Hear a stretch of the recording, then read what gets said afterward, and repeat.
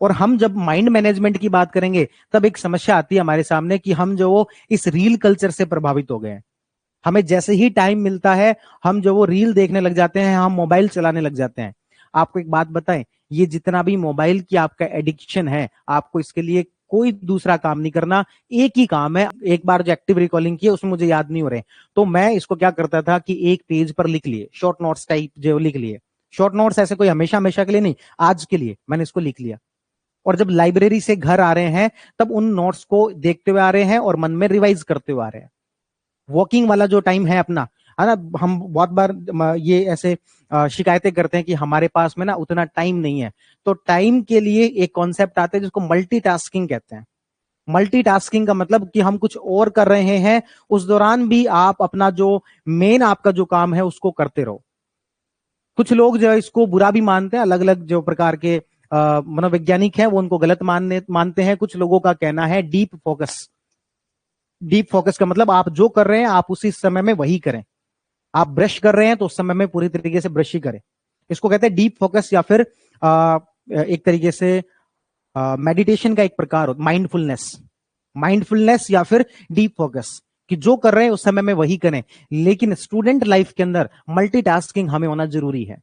Brush यदि हम कर रहे हैं तो उस समय में हम मन में हमारे कुछ ख्याल चलते रहते हैं कि आज के पूरे दिन को किस तरीके से हमें अरेंज करना है, हमें किस तरीके से जो भी आज फैक्ट्स पढ़े हैं वो हमें याद हो रहे हैं या फिर नहीं हो रहे हैं। जब हम लाइब्रेरी से आ रहे हैं उस समय में हमें जो आज पढ़ के आए हैं अभी अभी लाइब्रेरी के अंदर, उन सब चीजों को रिकॉल करते रहें। और हम जब माइंड मैनेजमेंट की बात करेंगे तब एक समस्या आती है हमारे सामने कि हम जो वो इस रील कल्चर से प्रभावित हो गए हैं। हमें जैसे ही टाइम मिलता है हम जो वो रील देखने लग जाते हैं, हम मोबाइल चलाने लग जाते हैं। आपको एक बात बताएं, ये जितना भी मोबाइल की आपका एडिक्शन है, आपको इसके लिए कोई दूसरा काम नहीं करना, एक ही काम है, आप अपने आप को बिजी कर लो। मैं जब जब फ्री होता हूं मैं खुद खूब मोबाइल चलाता हूं, लेकिन मुझे नहीं याद आता कि मैंने पिछले एक महीने में काम के अलावा कोई भी मोबाइल भी चलाया हो। आज मैं थोड़ा सा फ्री जो फील कर रहा था तो अभी मैंने वो ललन टॉपर हनी सिंह वाला इंटरव्यू देख के आया हूं। बाकी मुझे याद नहीं आता पिछले एक हफ्ते में मैंने कोई ऐसी यूट्यूब वीडियो जो मेरे पूरे सिलेबस से यानी कि टीचिंग वाले उससे रिलेटेड नहीं है, ऐसी कोई यूट्यूब वीडियो भी नहीं देखी होगी।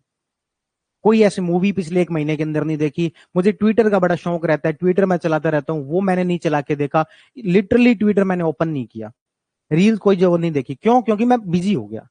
जब भी मुझे फ्री टाइम मिलता है तो मैं ऐसा जो अपन ये सब चीजें करते हैं।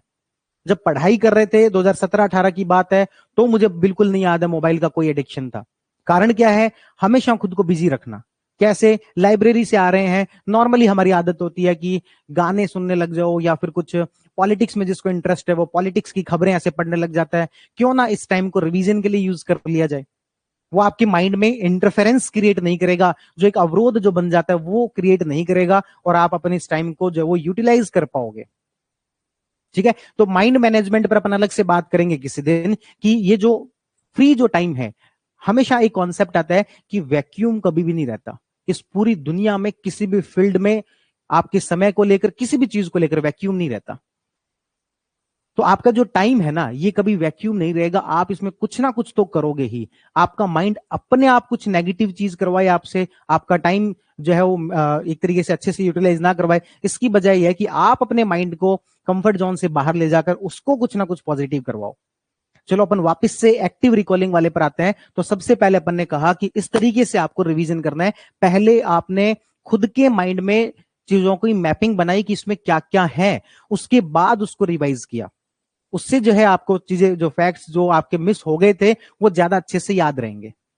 ठीक है, तो पहली बात जो आपको ये ध्यान रखनी है, तो ये तो मैंने आपको एक बात बता दी।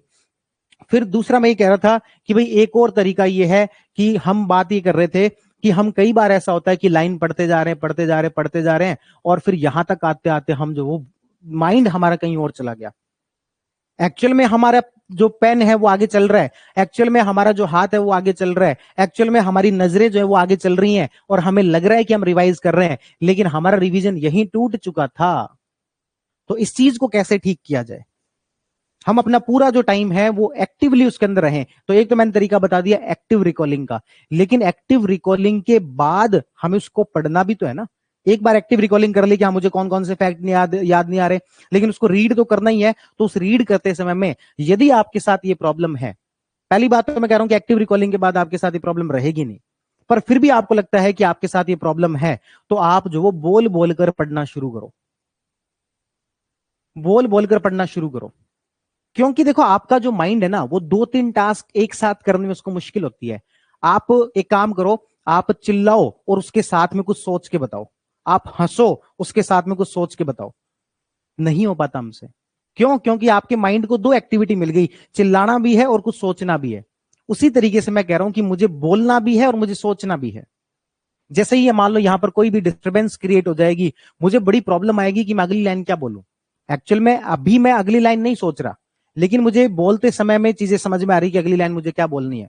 कहने का मतलब मैं बोल भी रहा हूं और मेरा ध्यान जो वो किसी दूसरी समस्या की तरफ भी है, ऐसा बहुत कम होता है जब तक कि बड़ी समस्या ना हो। अब अचानक से कोई बड़ी प्रॉब्लम हो जाए, तब मेरे सामने दिक्कत आएगी कि मैं बोल रहा हूं, मैं पढ़ा रहा हूं, लेकिन मेरे माइंड में कुछ और चल रहा है। और ऐसा मैं बताऊं, जितने भी टीचर्स हैं 10 घंटे यदि पढ़ाते हैं, मुश्किल से उनके 5-10 मिनट ऐसे होते होंगे जिसमें उनको दूसरे थॉट आए। एक तरीके से हमारा ये मेडिटेशन है, जब हम पढ़ाते हैं तो पूरी तरीके से केवल और केवल ध्यान क्लास में ही होता है, क्योंकि थोड़ा सा भी ध्यान हटा तो अगली लाइन ही बोलने में दिक्कत आ जाएगी। कहने का ओवरऑल बात का सार ये है कि जब हम बोल बोल के पढ़ते हैं तो आपके माइंड के पास में स्कोप कम है कि वो इधर उधर जाएगा। अब आप बहाने बनाओगे, सर हम तो ना लाइब्रेरी के अंदर बैठे होते हैं, बोल बोल के कैसे पढ़ सकते हैं। बोल बोल के मतलब कि खुद को पता लगना चाहिए, एक तरीके से मन मन में भी तो बोल के पढ़ा जा सकता है। और लाइब्रेरी में बैठे तो इतनी आवाज तो वहां पर एक तरीके से स्वीकार्य होती है कि आप इसको जब बोल बोल के पढ़ सको। ठीक है, तो एक तरीका मैंने क्या बताया, बोल बोल के पढ़ना। एक तरीका मैं आपको बता देता हूं, पढ़ाना। इससे बढ़िया रिवीजन का कोई तरीका ही नहीं है। पढ़ाने से बढ़िया दुनिया में रिवीजन का कोई बढ़िया तरीका नहीं है। आप जितनी भी बातें बता रहे हो ना, ये एक्टिव रिकॉलिंग वगैरह वगैरह, सब जो वो पढ़ाने के अंदर ऑटोमेटिकली शामिल हो जाती है। किसे पढ़ाए? आपका मान लो कोई एक अच्छा ग्रुप हो, अच्छा ग्रुप 2 या 3 लोगों का हो सकता है, इससे बड़ा नहीं होगा। यदि आपका एक अच्छा ग्रुप हो तो वो आपस में एक दूसरे को पढ़ाकर जो आप रिवाइज कर सकते हो। या फिर आप एक एक्टिंग भी तो कर सकते हो खुद को पढ़ाने की। खुद ही खुद को, 2 व्यक्ति मान लो, एक जो कि सुन रहा है, एक जो कि बता रहा है, एक्टिंग की जा सकती है ना। तो खुद को एक्टिंग करके खुद को पढ़ाने का अच्छा तो हो कि आप किसी दूसरे को पढ़ाओ, आपका कोई जूनियर है उसको पढ़ाओ। इस बार जिसको आरएस प्री नहीं देना उसको बिठा लो कि तेरा रिवीजन करवाता हूं। यदि वो आपका वाकई में आपको मानता है तो वो बैठ जाएगा। मेरा रिवीजन करने का यही तरीका रहता है कि मैं तो किसी को बिठा लेता हूं।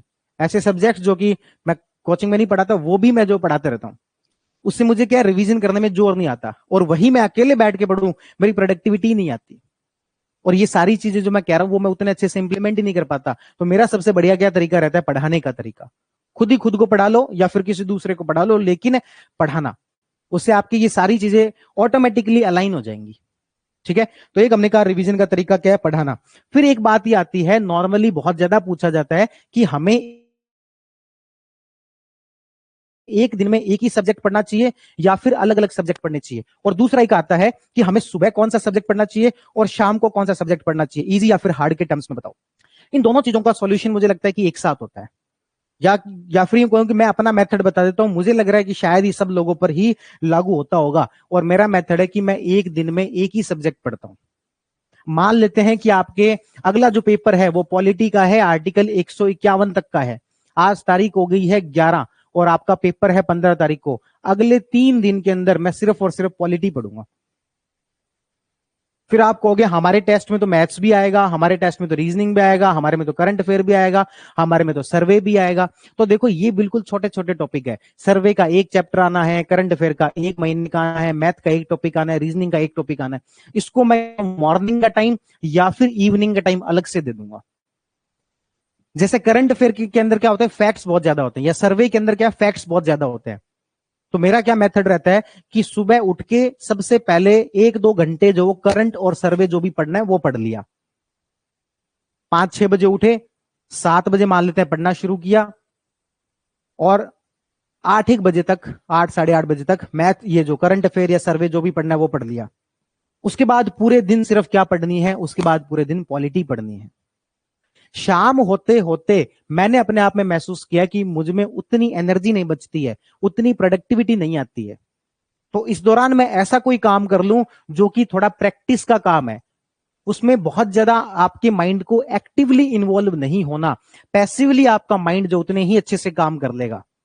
जैसे कि मान लो मुझे कोई पेपर सॉल्व करना है, एमसीक्यू निकालने हैं, मुझे कुछ प्रीवियस ईयर क्वेश्चन पेपर निकालने हैं, तो उसके लिए मैं शाम का टाइम रख सकता हूं, क्योंकि वो बाकी मैं कुछ काम करूंगा, मैं यदि एक्टिव रिकॉलिंग करूंगा उसमें उतनी प्रोडक्टिविटी नहीं आएगी। तो शाम का जो टाइम है वो पीवाईक्यू और एमसीक्यू के लिए निकल गया, क्योंकि पीवाईक्यू और एमसीक्यू के अंदर यानी कि जो भी आप प्रैक्टिस क्वेश्चन कर रहे हो उसके अंदर आपको माइंड को एक्टिव रहना ही पड़ेगा, उसके पास कोई ऑप्शन नहीं है। या फिर मुझे कोई वीडियो देखनी है, मान लेते हैं कि मैंने कोई भी कोई छोटा मोटा कोर्स ज्वाइन कर रखा है, मुझे उसकी वीडियो देखनी है, तो मैं वीडियो जो शाम को देखूंगा, दिन में नहीं देखूंगा। कारण क्या है, शाम तक जाते जाते मैं थक चुका हूं, एक तरीके से मैंने दूसरे को सौंप दिया है कि भाई देखो मुझे वैसे तो फैक्ट्स याद नहीं हो रहे, आपकी क्लास ही देख लेता हूं, क्या पता कुछ बातें तो दिमाग में जाएंगी। तो मुझे वो जो वीडियो देखने का जो टाइम था वो मैंने शाम का निकाला, या मुझे प्रैक्टिस करने का जो टाइम है वो मैंने शाम का निकाला, या फिर मुझे मैथ्स रीजनिंग पढ़नी है उसका टाइम मैं शाम को निकालूंगा। इन तीनों बातों में ना एक चीज कॉमन है, और वो कॉमन बात यह है कि आपके माइंड को एक्टिवली इन्वॉल्व होना ही पड़ेगा, उसके पास दूसरा कोई ऑप्शन नहीं है। ठीक है, तो मैथ्स रीजनिंग, एमसीक्यू, पीवाईक्यू और कोई वीडियो देखना, इसका टाइम क्या हो, शाम का हो। ज्यादा फैक्ट्स वाली चीजें हैं अर्ली मॉर्निंग।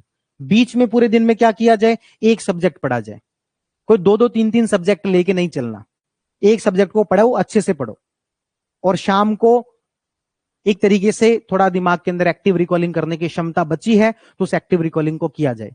ईमानदारी से मेहनत करो तो 10-12 घंटे बहुत ज्यादा होते हैं दिन के अंदर। यदि 10-12 घंटे की आपने एक्टिव स्टडी कर ली तो आपका कॉन्फिडेंस 7 दिन के अंदर बढ़ जाएगा। ऐसे बहुत सारे स्टूडेंट होते हैं जो कि कहते हैं कि सर मुझे कॉन्फिडेंस नहीं आ रहा, कॉन्फिडेंस नहीं आ रहा। तो मैं उसको जाके क्या करता हूं, उसको मैं सिर्फ अगले 3 दिन का टास्क देता हूं कि भाई एक काम कर, तुझे कॉन्फिडेंस नहीं आ रहा ना, वो सारी बातें छोड़, प्री कैसे पास होगा वो सारी बातें छोड़, तू एक काम कर, अगले 3 दिन के अंदर ये पढ़ के आ जा और मुझे सुना दे।